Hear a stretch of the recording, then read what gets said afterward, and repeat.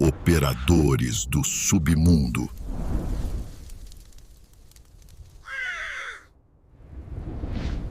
Hoje você é ninguém.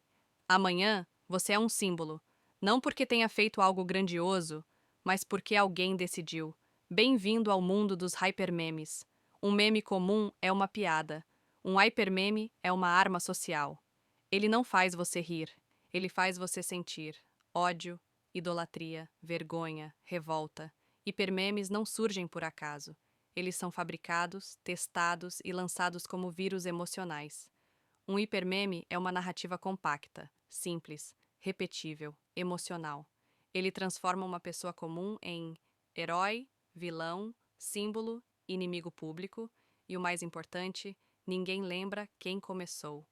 Quem você acha que deu fama ao Luva de Pedreiro? Quem vocês acham que deu fama ao Bora Bill? Eles são apenas alguns dos modelos de pessoas que os operadores do submundo ajudam a tornar famosas, porque gostam disso. Eles conseguem fazer alguém ser odiado da noite para o dia ou ser amado da noite para o dia. O Bora Bill é um dos casos mais claros. Os vídeos eram antigos e, na época em que foram gravados, não tiveram influência nenhuma. Poucas visualizações e, entre aspas, do nada. Ainda assim, de repente, ele estava na boca do povo.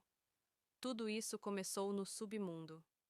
O caso do Luva de Pedreiro segue a mesma lógica.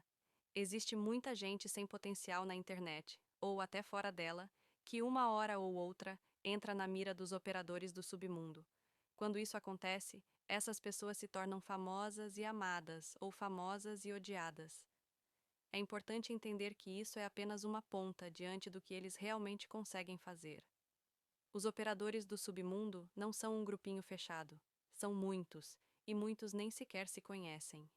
Ainda assim, as ideias se conectam, a genialidade coincide, e um acaba publicando a ideia do outro, até que ela chegue à massa. Quando chega à massa, tudo parece natural. O resto acontece sozinho, como ocorreu nesses exemplos. E um detalhe quase importante: eles não fazem apenas pessoas ficarem famosas ou virarem memes. Eles também criam linguagem. Gírias novas, expressões novas e conceitos inteiros surgem no submundo. Quem lembra da palavra cringe? Há vários teóricos da superfície que acreditam que essa expressão nasceu ali mesmo, mas não nasceu. Ela foi criada no submundo e depois empurrada para a superfície. O mesmo aconteceu com expressões como gado, prêmio de consolação, lacração, emissol, pai de pet, cancelamento, job, no sentido que todos conhecem. E agora, não se escandalize. Até mesmo o movimento Red Pill foi criado lá, entre muitos outros que ainda serão abordados em outros vídeos. Portanto, não se enganem. Muitas tendências surgem no submundo da internet e depois sobem para a superfície. E a superfície é altamente manipulável. E onde nascem os hypermemes? Eles não nascem no Instagram, nem no TikTok, nem no Twitter. Eles nascem no subsolo digital. Fóruns anônimos, grupos fechados, ambientes onde ninguém tem nome, mas todos testam reações. Uma imagem aqui, uma frase ali, um comentário repetido, se cola, sobe para a superfície. E como se cria um ídolo do nada? O processo é simples: exposição repetida, associação emocional, frases prontas, defesa automática da massa. Em pouco tempo, a pessoa vira representatividade. Exemplo: voz de uma geração. Questionar vira crime moral. Como se destrói alguém em horas? Cancelamentos não precisam de provas, precisam de emoção coletiva.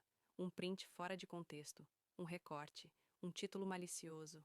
O hypermeme faz o resto, a massa repete, a mídia replica, o algoritmo impulsiona, e ninguém se sente culpado porque todo mundo está fazendo.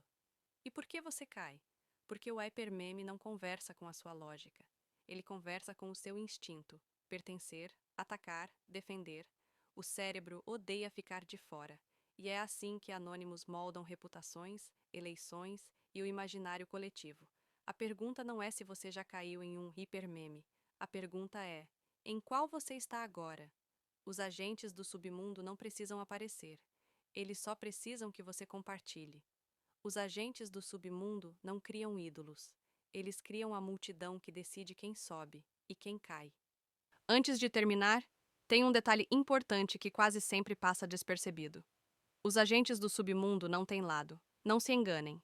Eles não são de direita, não são de esquerda, não defendem causas, não lutam por justiça.